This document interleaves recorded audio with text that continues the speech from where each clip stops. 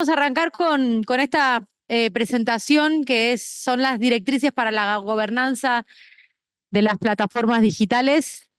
Eh, Quiero agradecer en primer lugar, el trabajo que viene haciendo la UNESCO. Queríamos hacer esta presentación, por más que es una sesión, digamos, especial en una sede que no suele ser la nuestra. De hecho, la UNESCO está en Uruguay, pero por el trabajo que vienen haciendo, creemos que muchas veces es más importante el fondo que la forma. Y el fondo justamente es este trabajo de estas directrices que esperamos que sea una herramienta y un punto de partida para todo el trabajo que tenemos que hacer desde los países, que tenemos que hacer desde el Parlasur, y que con esta primera presentación esperamos que sea este puntapié para arrancar con este trabajo. Tenemos también que la oportunidad de que el Parlasur tenga una alianza estratégica con la UNESCO es fundamental por todos los temas que estamos debatiendo, sobre todo por esta cuestión que es central y que creemos que sin duda la UNESCO puede abordarla de manera integral. También por lo que implica el impacto de las plataformas digitales en nuestra vida cotidiana, en el trabajo, en los procesos de integración también como una herramienta fundamental, y también con todas las complejidades que eso acarrea, desde la cuestión de los monopolios, desde el rol de los estados, desde la generación de los datos para las personas, las cuestiones también de soberanía, quizás incluso los caprichos de un mega rico, ¿no? Y que eso puede cambiar la suerte de un país, de una sociedad, o impactar en la vida diaria de las personas. Por eso creo que es fundamental que este proceso sea de amplia discusión y que tengamos también la valentía desde el Mercosur y desde el Parlasur de poder debatirlo para proponer leyes que empiecen a regular de manera inteligente. No significa frenar, no significa ponerle un paro a la innovación, a la creatividad y a la tecnología, sino todo lo contrario, que sirva para que vivamos mejor, que sirva para generar más igualdad y que sirva también en un contexto de fake news, de discursos de odio, y con este impacto que tiene la democracia, de mejorar esta discusión, de transparentar la información, de generar mejores accesos para todo lo que significa el debate democrático. Y también es importantísimo que sea con este enfoque regional. Vimos en los pasados días una situación también en Brasil que se dio, que seguramente podemos comentar, o que puede ser un punto de partida también para que en el Brasil se empiece a discutir en profundidad estos temas, y que también estas cuestiones no solamente es político de regulación, se trata también de la vida de la gente, se trata de la salud mental, se trata del uso del tiempo, se trata del acervo cultural que tiene nuestra región, un montón de cuestiones que también se tienen que abordar y que estos espacios son propicios para que podamos hacerlo. Sin más, la idea es que esto sea una presentación muy práctica con dos personas brillantes que tengo el gusto y el honor que nos acompañen hoy, que vienen trabajando muchísimo y que venimos empujando esta actividad hace tiempo, y que finalmente, por lo menos ahora podemos hacer la presentación, pero Rosa, Natalia, les aseguro que va a haber mucho trabajo y que vamos a seguramente tener también un encuentro presencial, esperemos en la última sesión que tenemos en Uruguay, donde está la sede también de la UNESCO, para que podamos trabajar en todo esto. En primer lugar, le voy a dar la palabra a Rosa María González. Ella es consejera regional de Comunicación e Información de la UNESCO, para que nos dé una bienvenida y unas palabras de presentación de este gran trabajo que están realizando. Y después, a continuación, Natalia Suazo, que estuvo trabajando muchísimo en todo esto, que nos cuente un poco todas las tripas de estas directrices y cómo nos van a ayudar a generar las herramientas que necesitamos para el Mercosur. Rosa, gracias por la paciencia y les doy el espacio. Bueno, muchas gracias a ti, Cecilia, por haber impulsado esta presentación y por estar estrechamente colaborando con la UNESCO desde hace ya un cierto tiempo para poder llegar a la actividad de hoy y para poder continuar, como bien has dicho, en las próximas semanas y meses trabajando de manera conjunta estos temas tan actuales. Saludar también a los parlamentarios, a las autoridades de Parlasur que están en la sala y los que quizá están siguiendo también de manera virtual. Hemos preparado para que sea ameno, estamos casi al final ya de la tarde. Para que sea un poquito más ameno, les hemos preparado una presentación PowerPoint, un pequeño vídeo. Le voy a pedir a la colega Natalia si lo puede poner en pantalla para ir acompañando la presentación. Y mientras lo hace, pues decirles que esta presentación viene en un momento muy especial, porque hace solo unas horas, unos días, se aprobó en la Asamblea General de las Naciones Unidas en Nueva York el Pacto del Futuro, nada más y nada menos el Pacto del Futuro, con el Global Digital Compact, que es precisamente una herramienta que va a liderar todos los temas, los desafíos digitales, y que precisamente uno de sus objetivos es promover un espacio digital inclusivo, abierto, seguro, que respete, que proteja y que promueva los derechos humanos. Y lo que les vamos a presentar aquí es precisamente eso, son unas directrices para guiar a los países, a los estados, en cómo hacer eso, ¿no? Es un debate que ya hemos eh, escuchado, hemos participado a nivel internacional, sobre todo después de la pandemia, durante y después de la pandemia, y que nos ha llevado a preparar estas directrices, porque todos los países del mundo se estaban preguntando las mismas, se estaban haciendo las mismas preguntas, ¿no? ¿Cómo vamos a llegar a un espacio digital centrado en el ser humano y no solo motivado, dirigido por modelos de negocios y por objetivos comerciales?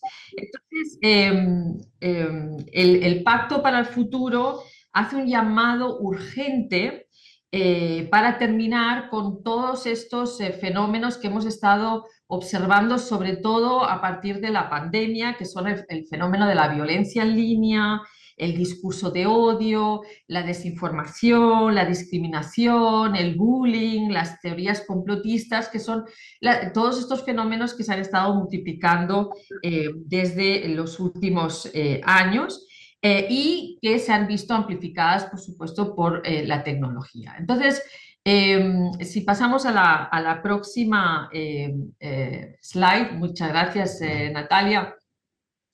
La UNESCO lleva trabajando sobre estas directrices desde hace 2 años. Fueron presentadas a final del 2023 y fue la culminación de un proceso de consulta, de hecho sin precedentes, en el sistema Naciones Unidas, puesto que implicó más de 10.000 insumos de 134 países, organizaciones de la sociedad civil, gobiernos, las propias plataformas, que propusieron sobre distintas versiones de las directrices lo que debería ser este documento.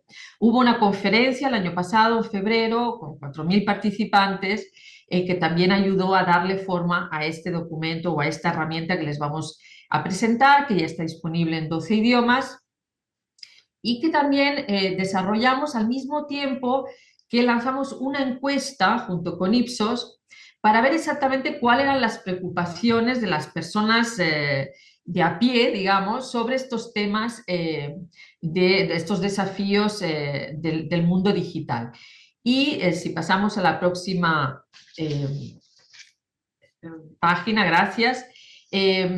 Bueno, esta encuesta se llevó a cabo en 16 países, con usuarios de Internet de más de 18 años, más de 8.000 personas participaron, y lo que nos mostraba al mismo tiempo que estábamos trabajando en esta herramienta era una confirmación de estas preocupaciones, que son también las preocupaciones no solo de las organizaciones que trabajamos en estas temáticas, sino por supuesto de los ciudadanos de todas las edades y de todos los círculos. Entonces veíamos, por ejemplo, porcentajes como un 68% de la población de estos 16 países, que indicaban que la desinformación está extendida en las redes, que expresaban preocupación por el impacto de esa desinformación, sobre todo en los periodos electorales.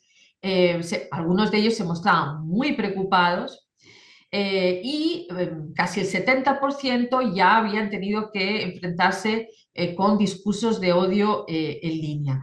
Y aquí también el porcentaje es muy elevado, casi el 90% consideraba que los gobiernos debían, ya sean los organismos reguladores o las plataformas de las redes sociales ellas mismas, deberían abordar las cuestiones de la desinformación y del discurso de odio. Es decir, que una gran mayoría apoya la idea de que los gobiernos y los reguladores hagan cumplir medidas de seguridad en las plataformas, especialmente durante las campañas electorales, por la amenaza que eso supone para la democracia. Si pasamos a la página siguiente, les vamos a pasar un pequeño vídeo que enmarca el contexto sobre el cual hemos hecho este trabajo de desarrollo de las plataformas. Adelante, Natalia, por favor.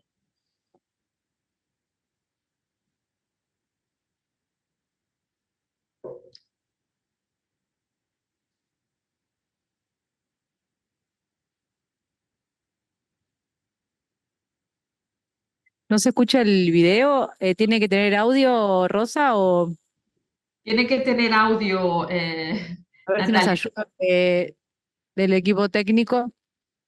Ah, Sí, tienen que compartir el audio, entiendo, de ahí. A ver si se puede.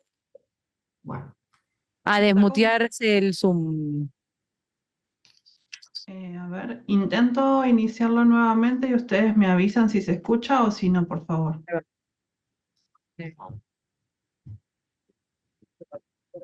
Nati, creo que si vos estás compartiendo el Zoom tenés que desmutearte vos.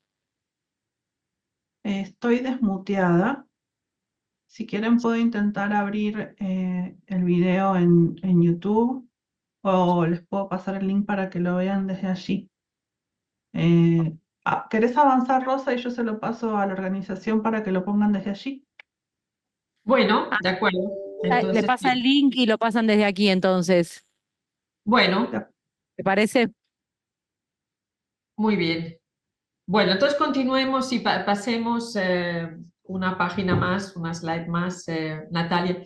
Bueno, entonces los objetivos de esta herramienta son salvaguardar los derechos humanos en el entorno digital de una manera muy abreviada, ¿no? Proteger lo que es el derecho a la libertad de expresión, el acceso a la información, pero todos los derechos humanos que se pueden vulnerar y que estamos viendo vulnerados en los entornos digitales. Como dijo la Premio Nobel de la Paz, María Ressa, si el ecosistema está saturado, inundado de desinformación, de discurso de odio, de violencia, de teorías complotistas, de noticias falsas, mi derecho a la libertad de expresión y mi derecho de acceso a la información se ve vulnerado. Por lo tanto, el objetivo de la herramienta es esbozar un sistema de gobernanza que respete los derechos humanos y promueva la mitigación de riesgos en todo lo que es la moderación y la curaduría de contenidos. Y, como decía al principio, hacer realidad un modelo de gobernanza digital centrada en el ser humano y no basada en los beneficios económicos. Y toda esta reflexión de estos dos últimos años que nos han llevado a estas directrices ahora continúan con este pacto para el futuro que se acaba de adoptar en las Naciones Unidas y que también tiene como fin, uno de los fines, su Global Digital Compact, que es volver a encontrar la integridad de la información en el entorno digital. Pasamos a la siguiente.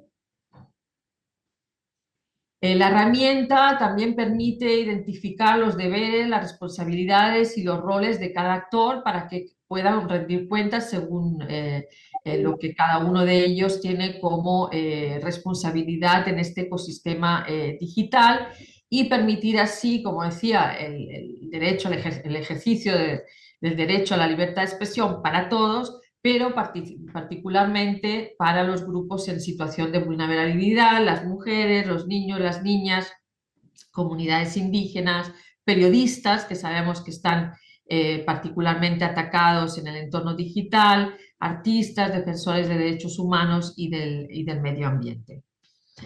Entonces, sí. No sé si fue una señal porque ya se puede pasar al vídeo o continúo. Entiendo que ya se puede pueden pasar al vídeo, ¿no? Sí, si querés, Rosa, pasarlo ahora, perfecto. Perfecto. ¿Lo pasan ustedes desde allí Hora de entonces? cenar. Tu familia está sentada en la mesa, la comida está lista y todo parece muy tranquilo. De pronto, alguien pregunta: ¿has visto las últimas noticias en las redes sociales? No, no es verdad. Son un montón de conspiraciones. El debate comienza y el ambiente cambia. ¿Te parece conocido? Hace 30 años el Internet y las redes sociales revolucionaron nuestras vidas. Fue un momento de verdadero cambio social, porque las voces que no podíamos oír se hicieron más visibles y claras. En los últimos años, actores malintencionados que quieren silenciar esas voces y polarizar la opinión están haciendo de las redes sociales un terreno fértil para la desinformación, el discurso de odio y las teorías conspirativas. El espacio digital se ha vuelto tóxico. Las mismas herramientas que cambiaron el mundo se utilizan ahora para separarnos. Y el problema no acaba ahí. Para protegernos, los gobiernos, consciente o inconscientemente, restringen la libertad de expresión y recurren a la censura. Incluso bloquean el Internet y encarcelan a periodistas por publicar en las redes sociales. Mientras tanto, las plataformas digitales y las empresas tecnológicas permanecen impasibles a los daños. Las cosas tienen que cambiar. Tenemos que permitir que más personas participen en la conversación. Necesitamos información fiable, ciudadanos capacitados y contenidos que reflejen la diversidad de voces. ¿Cómo podemos solucionar esto? Todos compartimos la responsabilidad. Por eso la UNESCO ha iniciado un debate mundial. Hemos realizado consultas en todo el mundo y miles de personas nos han dado su opinión. Nuestro objetivo: fomentar la paz y el diálogo en la esfera digital. Luchar contra la desinformación y la incitación al odio. Proteger nuestro derecho a expresarnos y a acceder a información. La UNESCO ha elaborado una serie de directrices para la gobernanza de las plataformas digitales. Estas pueden ayudar a los gobiernos a proteger la libertad de expresión y a periodistas, sin utilizar el tipo equivocado de restricciones. Son una herramienta para que las empresas gestionen los riesgos y sean más transparentes, y para que la sociedad civil y los medios de comunicación actúen como guardianes cuando se vulneren los derechos humanos. Tenemos las herramientas, ahora es el momento de actuar. Construyamos una Internet confiable. Participa. www.unesco.org.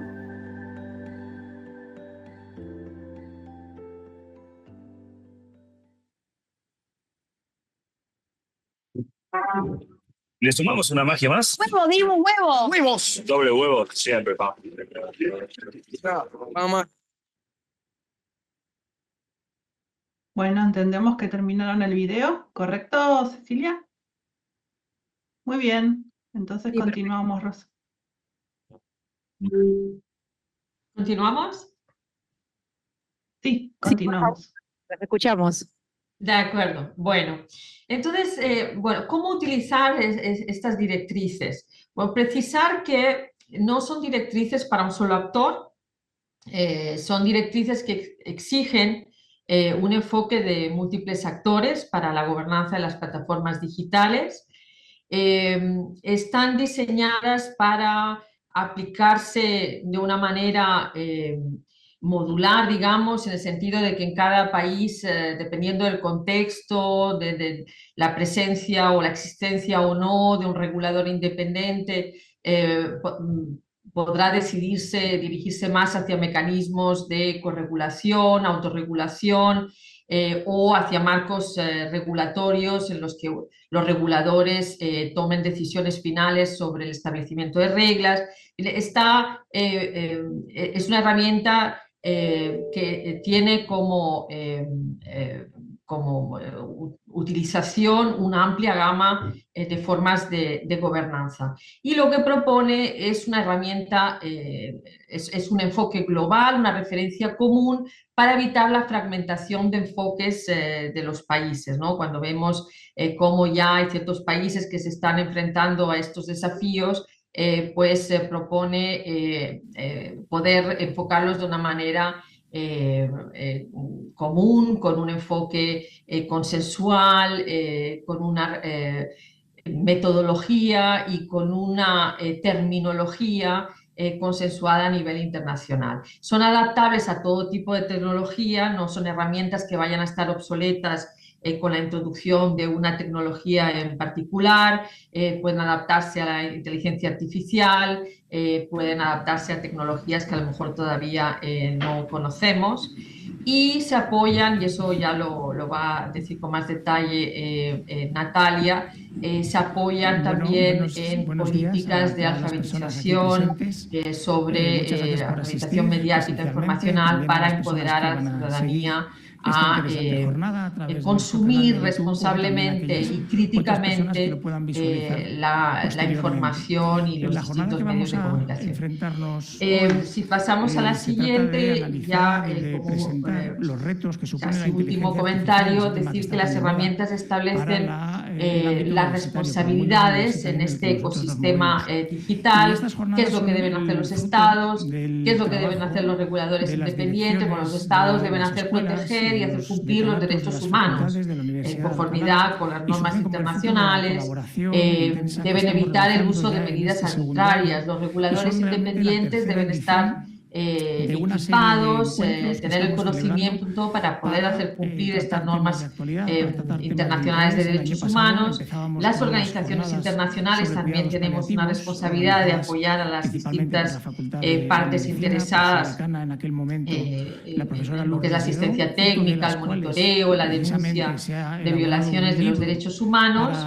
Y si pasamos a la siguiente, bueno, las empresas de plataformas digitales evidentemente tienen que también respetar y hacer cumplir los derechos humanos, y no voy a entrar en eso porque eso va a ser lo que Natalia les va a explicar con más detalle. Y luego la sociedad civil, la academia, los medios de comunicación, que también son importantes guardianes y que son los que realmente están actualmente empujando para que se tomen medidas en los distintos escenarios. Así que el último comentario es 5 pilares para la gobernanza de las plataformas digitales. El primero es que las políticas, los procesos de curación y de moderación de contenidos de las grandes plataformas de Internet deben ser transparentes.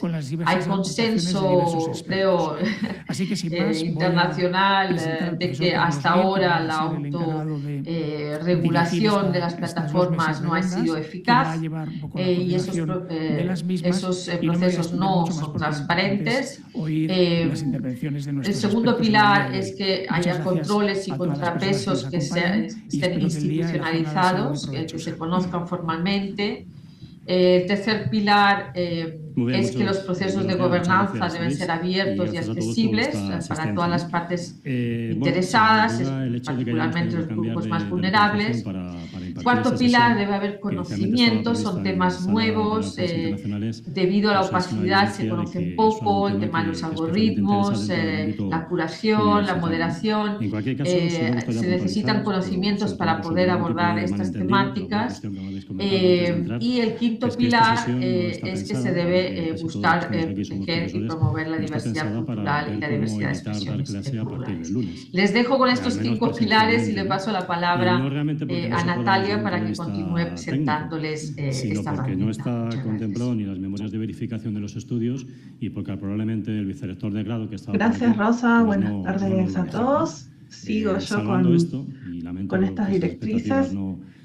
Hay un siguiente punto que acompaña a todo este proceso y es también parte fundamental del trabajo que lleva adelante UNESCO en esta instancia, en las plataformas digitales y también en otras, como ustedes sabrán, que es la necesidad de acompañar estos procesos que se dan a nivel institucional, que se dan con múltiples partes, con programas de alfabetización mediática informacional que pongan énfasis, como bien decía Rosa, en dar conocimiento a los usuarios, en empoderar a los usuarios, es decir, en promover que no solamente las personas sean usuarias de tecnología, sino que puedan entender cómo esas tecnologías funcionan y cómo funcionan críticamente. Por ejemplo, ir comprendiendo los mecanismos algorítmicos que hacen que las plataformas jerarquicen cierta información sobre otra, cómo moderan las plataformas, cómo pueden apelar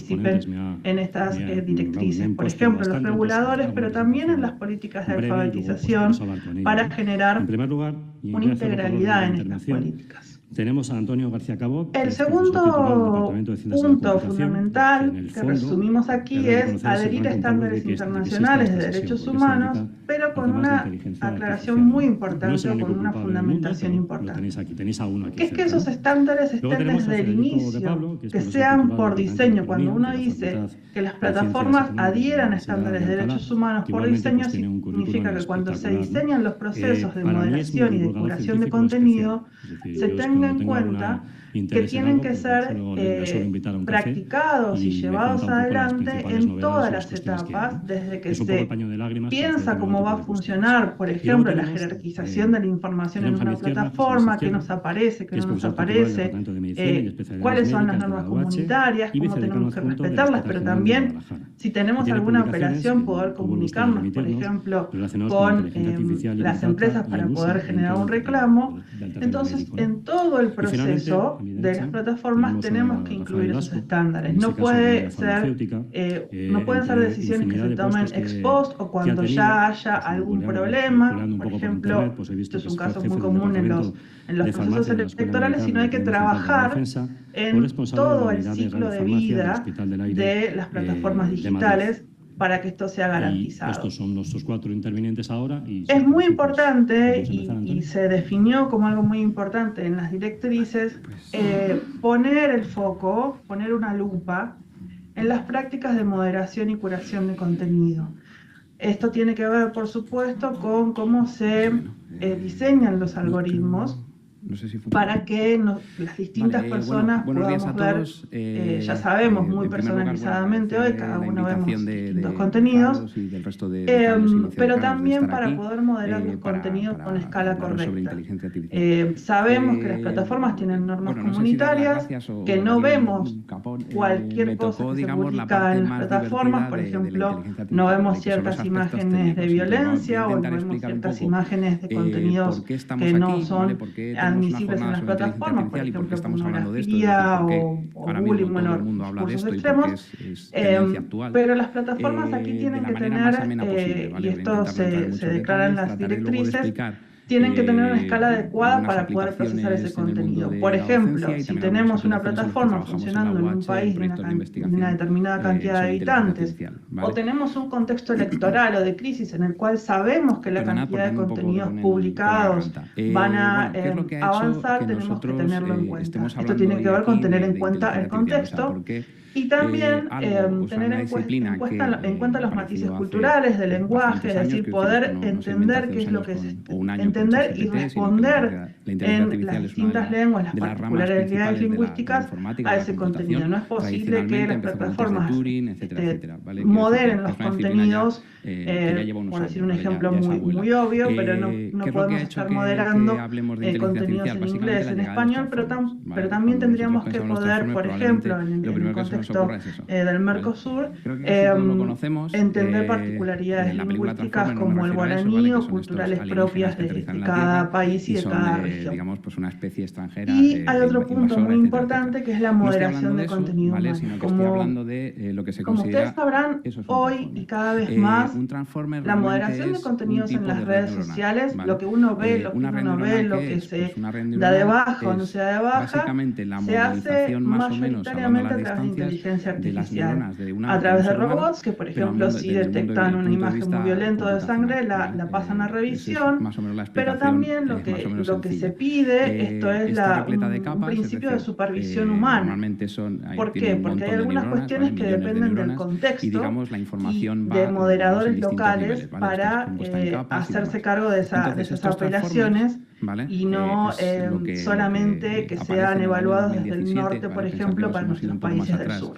De cuando aparece el famoso ChatGPT. Esto también requiere que cuando se hacen estas moderaciones, cuando se moderan contenidos, que es básicamente el trabajo principal de las plataformas, la moderación y la curación de contenidos, se realicen auditorías para ver cómo está funcionando esto, por ejemplo, para ver que no se estén dando de baja o bloqueando gran cantidad de contenidos y que eso implique restricciones para la libertad de expresión.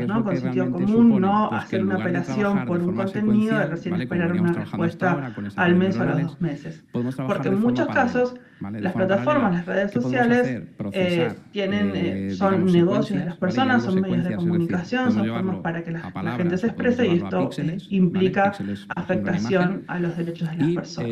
Hacerlo de forma paralela. Es decir, hacer, digamos, un la responsabilidad de las de forma plataformas simultánea, ¿vale? Es decir, con los usuarios, esto es un poco repetitivo con lo anterior, pero los mecanismos de apelación tienen que ser eficaces para usuarios y para no usuarios. ¿Qué es lo que es decir, para la persona que es propietaria de las redes sociales, pero también para los otros no usuarios que tal vez ven que una página ha sido dada de baja y quieren entender qué es lo que sucedió. Tiene que existir información clara en el idioma de las personas para que respetar los derechos de las personas que también están expuestas a los contenidos. Dejamos de lado la computación cuántica, que eso es y luego, como última cuestión, y ya pasamos a consultas que puedan tener o a ordenadores, ¿no? Es decir, seguimos ver utilizando los mismos. qué dudas pueden generar. Hay es una escasez. Los principios están también acompañados de contexto. Hay 3 contextos importantes en donde pero con las mismas, digamos, con el mismo hardware, ¿vale? Con la misma infraestructura. En el trabajo con cuestiones de género y poblaciones vulnerables, a partir de entonces, en los contextos electorales 2017, que es cuando y en contextos de emergencia, conflictos armados, crisis sanitarias, por ejemplo, crisis de COVID, que también ha generado grandes volúmenes de desinformación y a través de polarización, desinformación, etc. Estas 3 cuestiones son especialmente tratadas en las directrices y se trabajan particularmente, y nosotros también las trabajamos, por ejemplo, las cuestiones de contextos electorales con reguladores electorales. Aquí sí que es importante, y ya por entrar un poco en el mundo de las la primera de ellas que me gustaría destacar, hacer que son, digamos, especial foco en los derechos de las personas que conviven con situaciones de vulnerabilidad y marginación, que puedan realmente tener un uso efectivo de las plataformas, las redes sociales para expresarse, para no ser censuradas y para conocer sus derechos dentro de las plataformas ante cualquier apelación. Los derechos también de las mujeres y las niñas, y también en especial, y esto también surge de los estudios, de las encuestas que se hacen, es de los profesionales que tienen en las redes sociales un lugar importante para el ejercicio de su libertad de expresión. Cuando digo jugar con ellos, es que lo podemos dedicar en este grupo entran, por ejemplo, los periodistas, los artistas, los defensores de derechos humanos, los defensores del medio ambiente, es decir, personas que tengan en las plataformas espacios de ejercicio de la libertad de expresión y por lo tanto tienen que ser doblemente protegidos, pero además sabemos que viven situaciones de vulnerabilidad, que viven situaciones de discurso de odio y similares. Cosas que quizá a lo mejor no sale tanto. Luego tenemos el contexto electoral, donde también sabemos que necesitamos hacer hincapié. ¿Qué es lo más importante en este punto? Que toda la información que nosotros podamos en los periodos electorales tener acceso a información e ideas de todo tipo. Es decir, que no haya información que no podamos ver por algún tipo de censura, por algún tipo de proceso que no sea claro, y generar medidas específicas para los ciclos electorales en conjunto con reguladores, con gobiernos y con plataformas, con esta propuesta de múltiples partes que puedan trabajar en conjunto para todas las etapas del ciclo electoral. Previo a las elecciones, durante las elecciones, por ejemplo, para encontrar información relevante de los lugares de votación, para saber que en determinados momentos durante las elecciones podemos tener un incremento de desinformación o discursos de odio polarizantes y que los actores relevantes en estos casos, los actores electorales, gubernamentales, pero también las plataformas puedan tomar medidas al respecto, incluso medidas de educación mediática e informacional para saber dónde encontrar la información y cómo evitar, por ejemplo, propagar la desinformación. Otro punto aquí, como les había dicho, era que la publicidad política esté identificada claramente. Estos avances han sucedido, vienen sucediendo en los últimos años, pero falta algo de transparencia. Y esto es importante, por supuesto, para generar más transparencia y menos opacidad en cómo se distribuye la publicidad en las redes de parte de los partidos políticos y las personas que los representan. Por supuesto, esto depende de cada ley electoral de cada país, las leyes de financiamiento de los partidos políticos de cada país, pero los principios también proponen que se trabaje en conjunto para poder contribuir con esta transparencia. Es una forma, cambias un poco la metodología. Y la última.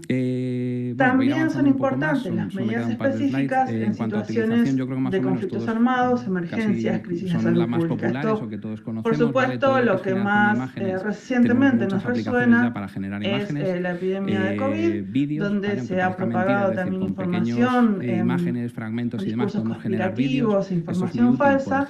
También aquí hay un trabajo más importante, más fuerte, que se debe hacer entre las plataformas con los reguladores y con otros actores de la sociedad para generar una revisión humana más fuerte, por ejemplo, en los distintos contextos, en los distintos países.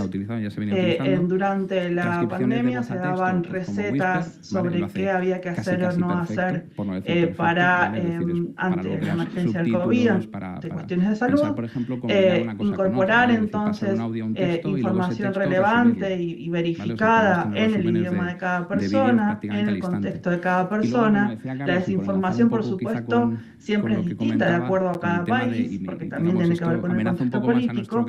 Promover la verificación de los hechos en cada uno de los casos, en estas situaciones de emergencia, donde en general la polarización política lleva a una mayor desinformación. Y finalmente también tiene que ver con cuestiones de derechos humanos, preservar las pruebas de potenciales violaciones de derechos humanos o crímenes de guerra. Esto tiene que ver porque muchas veces las cuestiones de violencia, de guerras, de sangre, de terrorismo, se ocultan, por supuesto, porque es algo que las plataformas en sus términos de comunidad no permiten que esté por razones obvias, pero deben preservarse para fines judiciales y generar mecanismos de rendición de cuenta ante las autoridades correspondientes, por ejemplo, ante la justicia. Digamos, tendremos que adaptarnos para utilizarlas. Bueno, terminamos aquí, como decía Rosa, yo lo vuelvo a sumar, estas y algunas otras medidas también fueron recogidas por este Pacto Digital Global, así que ha sucedido durante la semana pasada la última reunión. Estamos avanzando para que los distintos actores en distintos lugares puedan ir tomándolas, y en este caso con ustedes agradecemos el interés de ustedes como parlamentarios en el Mercosur para poder seguir trabajando en conjunto, brindarles herramientas, capacidad técnica para que si algo de esto les interesa o quieren promoverlo o continuar trabajando, estar a disposición para compartir este trabajo. Muchas gracias. Todo lo que es automatizar procesos, poder generar una respuesta. Muchísimas gracias, Natalia y Rosa.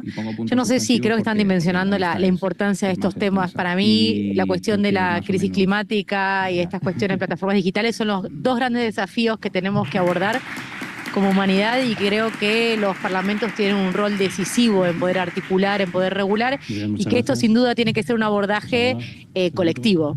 Creo que una de las cosas que podemos resaltar aquí, sobre todo en la delegación argentina, que estamos de diferentes partidos políticos, que da cuenta del interés que hay y la necesidad que podamos ponernos de acuerdo en estas cuestiones. La propuesta también, Rosa, Natalia, es que trabajemos en esta hoja de ruta de acá a la última sesión del Parlasur. Creo que sería muy interesante quizás hacer una especie de taller de ideación para ver cómo trabajamos en los diferentes países, en alguna normativa que desde el Parlasur podamos acercar y que parta también de un consenso previo dentro del Mercosur. Creo que esa es la ventaja que podemos tener acá, por más que a veces se nos dificulta participar, venir y demás, tenemos otros canales aprovechando las plataformas digitales para poder trabajar en eso, así que seguramente le vamos a pedir la ayuda, el acompañamiento y posiblemente que tengamos una sesión presencial de trabajo, ya sea en la última sesión en diciembre o a principios del año que viene, pero les pedimos ahí el apoyo para que lo podamos hacer en conjunto.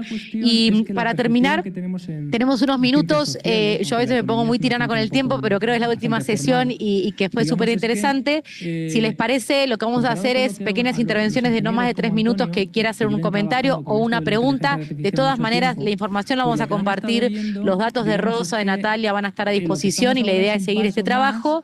Y antes, por ahí, darle la palabra a uno de mis colegas, le voy a invitar a Carlos Vargas, que es especialista en ciberseguridad, que está aquí para también compartir compartirnos algunos comentarios de el país hermano de Paraguay, invitado por el vicepresidente de la delegación paraguaya y senador Maidana, así que si te damos unos minutos para que puedas compartir y luego quien quiera me avisa. Raúl, ahí lo vi anotando, haciendo los deberes como siempre, quien quiera también participar, así cerramos también Lilia, le damos el espacio. Carlos, unos 3 minutitos. Por la inteligencia artificial. En mi opinión, estamos reunidos aquí por ChatGPT, que ha sido un cambio, digamos, muy fuerte en nuestro ámbito personal, en nuestro ámbito cercano, que no estaba ocurriendo con lo que estaba pasando hace unos años. Entonces es un cambio cualitativo, ¿no? Muy buenas tardes para todos. Lo que estamos aquí, estamos preocupados. Muchas gracias por la invitación, por estar aquí. Me siento muy orgulloso de estar viendo cómo la tecnología y el avance digital están dando oportunidad para que puedan varios países compartir este tipo de plataformas que están ofreciendo, ¿verdad? Mi pregunta con respecto a lo que yo estaba viendo, yo vi que tienen 5 ejes. Dentro de uno de los ejes está la estandarización. Yo quisiera preguntarle a ustedes si llegaron a pensar cómo enfocar, por ejemplo, la seguridad de los datos de las personas con el enfoque de protección de datos en las plataformas digitales de las cuales están hablando. Es la versión actual de ChatGPT. Porque lo que va a ocurrir es que... Gracias, Carlos. No sé si Natalia o Rosa quieren responder. Cambios en las guías docentes, cambios en las cosas y en la forma de dar clases. Rosa, respondo. Cuando las pongamos en marcha, digamos, lo más probable o bastante probable... Tu nombre es Carlos, ¿no? Ritmos, pero perdón. Sí. Se acelera, Carlos, parece. ¿qué tal? Buenas tardes. Digamos, es que lo que esté obsoleto. Buenas tardes. En el caso de las directrices, se refiere específicamente a estándares internacionales de derechos humanos. Obviamente, la protección de datos personales y la seguridad de la información están en el centro de todos estos procesos, son parte de estos procesos y son fundamentales también en términos de derechos humanos, la protección de datos Entonces, en ese entorno, como cuestión general, global, en las plataformas digitales, lo que vemos y también es que hay como para trabajar. fases. Estas plataformas también pueden ser parte, por ejemplo, de procesos de reforma de leyes de datos personales en los países y pueden ser incorporadas a las distintas iniciativas que se tengan, por ejemplo, para mejorar leyes de datos personales que hayan quedado viejas por estas cuestiones, porque estas cuestiones todavía no estaban presentes.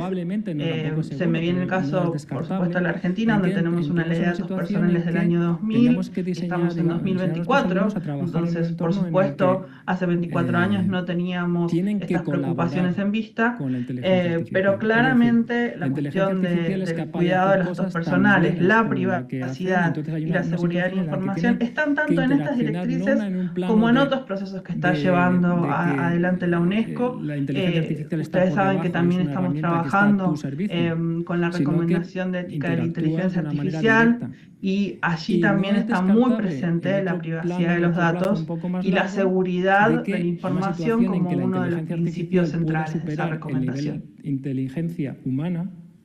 Pues, muchas gracias. Muchas gracias, Natalia. Le doy la palabra aquí al compañero Raúl Vittel. Digamos, como interface físico. Buenas tardes. Gracias, Rosa y Natalia. La verdad que es muy interesante la explicación que hicieron.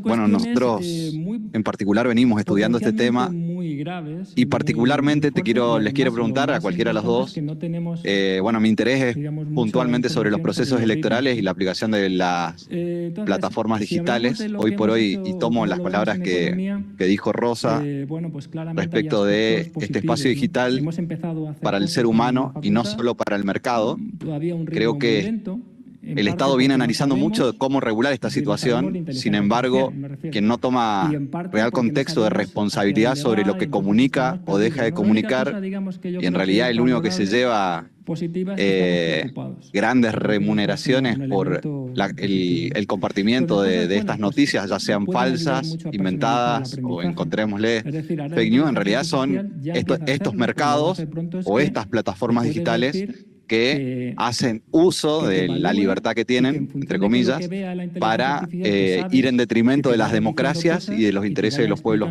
particularmente de Latinoamérica hoy por hoy. Mi pregunta puntual es si encontraron algún mecanismo o si ven algún mecanismo de regulación real sobre estas empresas, porque no son plataformas digitales solamente, son empresas que ganan dinero con la divulgación de noticias, en general falsas, y usando la voluntad popular o el conocimiento popular o la falta de conocimiento de los electores a la hora de leer estas noticias, y si ven algún mecanismo de regulación real sobre las empresas que sea facultativo de los estados y que no sea tomado directamente como o ir en contra de la libertad de expresión o de alguna manifestación de algún particular, que en realidad, más allá de la expresión del particular, me preocupa la réplica por parte de estas empresas de estas noticias falsas y que se hagan eco y multiplicador de estos procesos. Así que no sé si se entendió la pregunta, pero la verdad que es muy interesante la charla, me parece muy bueno que se esté estudiando esto y particularmente y por apuro, las democracias realmente están muy vulnerables hoy por estos procesos digitales que afectan la voluntad del elector, que afectan la voluntad de los ciudadanos a la hora de elegir, y creo que es fundamental, como bien dijo Ceci, abordar rápidamente esto por parte de los parlamentos y de los estados, pero entendiendo de que las plataformas digitales no son acciones de particulares, son realmente empresas que ganan mucho dinero a través de información que le proveen los particulares, muchísimas veces falsas, para ir en contra de la voluntad popular en procesos electorales particulares. Muchas gracias. En sus sesgos responden a lo que le hemos dicho. Y entonces, lo que pasa es que nosotros los humanos... Sí, gracias por la pregunta, y efectivamente el tema de la desinformación es central en toda esta búsqueda de soluciones y búsqueda de volver hacia la integridad de la información, ¿no? Para utilizar el vocabulario del pacto del futuro, a volver a una Internet confiable, ¿no? Donde uno pueda saber dónde encontrar información fiable y distinguirla en España, en los países desarrollados, del otro tipo de información que puede ser desinformación, que puede ser discurso del odio. Ahora bien, el gran desafío es cómo hacerlo sin al mismo tiempo limitar libertades, ¿no? Ese es el gran desafío, porque cuando uno habla de regulación, evidentemente tiene que encontrar la manera de limitar el fenómeno a regular. Entonces la desinformación, y además lo hemos visto con leyes que se han, con regulación, con reglamentos, con normas que se han establecido en distintos países y que han sido muy criticadas precisamente porque no han sabido definir qué es desinformación, qué es información, qué es fiable, qué no lo es, y acaban pues siendo como tribunales de la verdad, ¿no? En búsqueda de qué es la verdad y qué no lo es. Y sabemos todos el riesgo de entrar en esos procesos en los que finalmente es peor el remedio que la enfermedad. Entonces, estas directrices precisamente proponen una metodología para poder abordar el tema desde la defensa de los derechos humanos. Porque defendiendo los derechos humanos ya tenemos todo lo que necesitamos. Tenemos una batería de estándares internacionales, tenemos la Declaración Universal de los Derechos Humanos y sabemos qué son los derechos humanos y cómo debemos protegerlos. Así que este proceso del que les hablaba al inicio, que duró 2 años para llegar a estas directrices, buscó la manera de hacerlo y el consenso que se ha generado es precisamente buscando eliminar del entorno digital todo lo que sea contrario a los derechos humanos. Creo que ahí hay un consenso más allá de las ideologías, de los gobiernos, de los enfoques. Hay un consenso en que los derechos humanos deben protegerse. La desinformación no es un derecho humano, evidentemente. Por lo tanto, a través de estos principios que Natalia les ha resumido, podemos llegar a fortalecer mecanismos que poco a poco vayan desenmascarando la desinformación, pero sin caer en esa trampa que es definir desde un ente regulador o desde un gobierno qué es información, qué es desinformación.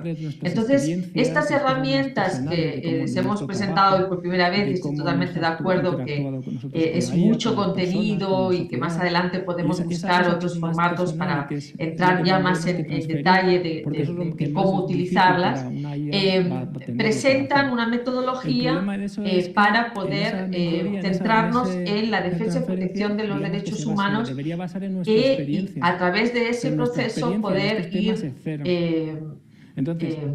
limpiando el entorno digital de las amenazas actuales, que puede ser la desinformación, que puede ser el discurso de odio, que puede ser la violencia y todos los fenómenos que conocemos. Espero haber sido clara y si no, por favor, dígamelo. Gracias, no sé si Natalia quiere añadir algo. Vamos a, aprovechemos igual antes, Nati, si quieren, para el último comentario a la parlamentaria Lilia Puig y después luego hayan ustedes un cierre, así cumplimos más o menos con el tiempo. ¿Tiene un micrófono ahí, Lilia? Gracias. No cabe en la carrera, por cómo está diseñada. Entonces, tendremos que enseñarles a interactuar, a colaborar con eso y sobre todo... Lo mío es más un comentario que una pregunta, porque preguntas hay muchas. Pero yo creo que el eje es, no casualmente, lo que se señala acá, es cómo protegemos los derechos humanos frente a un proceso de transformación de los vínculos y de las relaciones con la información y la libertad que aparece como novedoso y que además desafía a los estados. Me parece que ese es un punto que nosotros por ahí iludimos porque creemos que los estados son capaces de cualquier cosa. Y la verdad es que en este proceso de los últimos 25 años, lo que venimos viendo es la aceleración de una pérdida de capacidad de los estados. Entonces, el desafío es no terminar haciendo ni lo que hizo Maduro con WhatsApp, ni lo que hizo el juez brasilero con X o como se llame, porque ninguna de las dos cosas está bien hecha. Es decir, no pasa por eliminar el vínculo con el medio. Es decir, yo sigo insistiendo en la perspectiva de la periodista Amado, que me parece es una académica de altísima seriedad, de que no nos olvidemos de que las plataformas digitales son medios. Del mismo modo que fueron medios únicos durante mucho tiempo, la televisión, y la televisión, los medios gráficos, entonces hay que aprender a lidiar con esto. El problema es las capacidades estatales, que yo creo que por ahí es lo que a lo mejor nos falta todavía capacidad de reflexión, porque evidentemente es un fenómeno nuevo y entonces mis preguntas van por ese lado, ¿no? Es decir, ¿con qué recursos? Y a mí me ha dado un poquito de miedo lo de los moderadores. Porque no, ¿con qué criterio los moderadores? ¿Quién elige a los moderadores? Tenemos muy mala experiencia con Wikipedia en la Argentina y con otras plataformas también, y entonces me parece que no son temas menores. Yo celebro la reunión y me parece que tenemos el desafío de ponernos a trabajar con esto si es que sobrevivimos. No voy a hablar de futuro, decía Niels Bohr, un físico... Mensaje de esperanza al final. Bueno, si les parece, Rosa, Natalia, les dejo ahí un minutito para hacer un cierre y ya concluimos la actividad con las últimas palabras. Voy a intentar transmitir por qué o nos ponemos las pilas o nos pilla el toro. Bueno, no sé, empiezo yo, Natalia. Esto es una reflexión que se hizo en el British Medical Journal. Sí, está bien, Rosa. Sí. Bueno, terminar subrayando de nuevo los 5 principios de esta herramienta.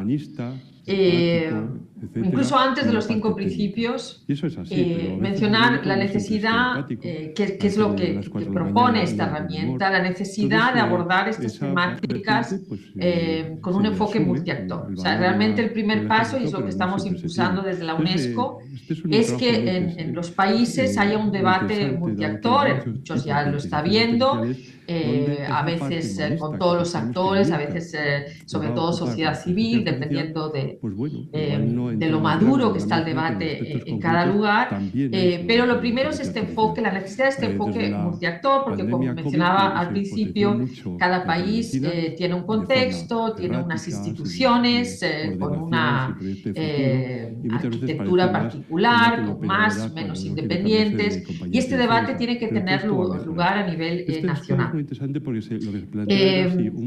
Este enfoque multiactor, este debate necesita orientación, son temas nuevos, la problemática es muy compleja, se requiere de ciertos conocimientos también, actualizaciones, así que la orientación de los espacios supranacionales es absolutamente necesaria, no solo de los organismos internacionales como el Sistema de las Naciones Unidas, sino desde foros y desde espacios como el propio de Mercosur y del Parlasur, ¿no? Todo lo que pueda orientar este debate nacional desde las instituciones supranacionales es más que necesario. Y ahí, bueno, mencionar de nuevo estos 5 principios que más allá de los recursos, que además son muy grandes, ¿no? Los recursos de las plataformas digitales, recordemos que son empresas tecnológicas con unas cifras de ganancias más allá de lo que pueden soñar muchos países, ¿no? Entonces, reclamar a las empresas digitales que actúen con la debida diligencia, reclamar a las plataformas digitales que adhieran a los estándares de derechos humanos, reclamar a las plataformas digitales que sean transparentes, reclamarles que den información a sus usuarios y que rindan cuentas. No debería ser un requisito más allá de lo que es razonable, sino al contrario, es algo que ya debería haber pasado y que es urgente que se puedan establecer mecanismos para que esto pase. Esto es lo que quería decir como conclusión, pero le paso a Natalia para que pueda añadir desde su perspectiva. Gracias, Rosa, y gracias por las preguntas. Retomo lo de Rosa y digo que no es necesario avanzar con todos los principios al mismo tiempo. Se puede ir avanzando en uno y en otro, se puede ir haciendo investigación sobre qué sucede con las plataformas en periodo electoral, se puede hacer capacitación, planes de formación, no solamente en las escuelas primarias y las secundarias, que es lo que uno naturalmente tiende a pensar. También es necesaria una generación de conocimiento en los funcionarios y en los tomadores de decisiones. Parte de nuestro trabajo, que estemos hablando de esto ya es parte del proceso, que estemos aquí hablando de esto y es una de las partes de este proceso.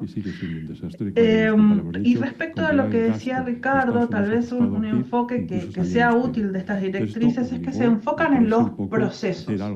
No están mirando cuál es el contenido, sino que piensan que a través de hacer más transparentes los procesos de moderación, los procesos de apelación, de información para los usuarios, etcétera, quizá de una forma, quizá lo vemos indirecta, vamos a estar mejorando el ecosistema y vamos a estar haciendo un ecosistema más saludable en la medida de lo posible, teniendo en cuenta que, por supuesto, la confrontación política, la polarización política, la complejidad de los temas actuales y el debate de esos temas actuales que sucede como espacio público en las plataformas, entre otros lugares, va a seguir sucediendo. Pero si por la vía de la mejora de los procesos nosotros podemos ir generando un paso a la vez, va a estar mejorando el ecosistema en general. Y esa es también un poco de la idea que está detrás de estos principios. Que como les decía de nuevo, no hay que tomar todo juntos, no es necesario tomar todo juntos, sino que se puede ir mejorando. En los procesos, en los estándares, en la transparencia, en la accesibilidad, hay mucho que hacer en este sentido y la idea no es abrumarnos y querer hacer todo juntos, sino cada uno desde el lugar que pueda iniciar este proceso y contar con nosotros como partner técnico, respaldo técnico, como consulta, como organización que pueda ayudarlos para acompañarlos. Lo que antes estaba 3 años, gracias. Perfecto, muchísimas gracias Natalia y Rosa. Y pudiendo utilizar herramientas de monitorización. Pongo otro ejemplo. Creo que quedó clarísimo y sobre todo me quedo con esa última frase y era un poco el espíritu de lanzar ya mismo con esta presentación, que sea un primer paso, no tiene que ser todo a la vez, pero tenemos que empezar a dar estas discusiones. Yo en este momento las comprometo a que nos sigan acompañando, a que pensemos ese formato de taller de ideación con los países, ya sea para la próxima sesión, ya sea para algo especial que hagamos junto con la UNESCO. Creo que necesitamos de su ayuda, de su apoyo para que podamos ser parte de esta conversación y que esto pueda tener un impacto real en nuestros países y sobre todo que si queremos resolver y diseñar, digamos, esta regulación desde el Mercosur, desde nuestros países, tiene que ser con un enfoque regional, así que creo que en este espacio es lo más propicio para hacerlo. Y por último, quiero agradecerle a la delegación paraguaya por haber cedido este hermoso espacio para esta sesión final. Con ustedes ya cerramos, que fue una jornada larga, y a todo el equipo de trabajo que se quedó hasta última hora. Gracias por el apoyo siempre acompañándonos, que no podría ser posible, así que muchas gracias y bueno, y seguimos trabajando, y a los compañeros también parlamentarios por estar siempre ahí participando hasta el final. Gracias Rosa, Natalia, estamos en contacto. Un abrazo grande.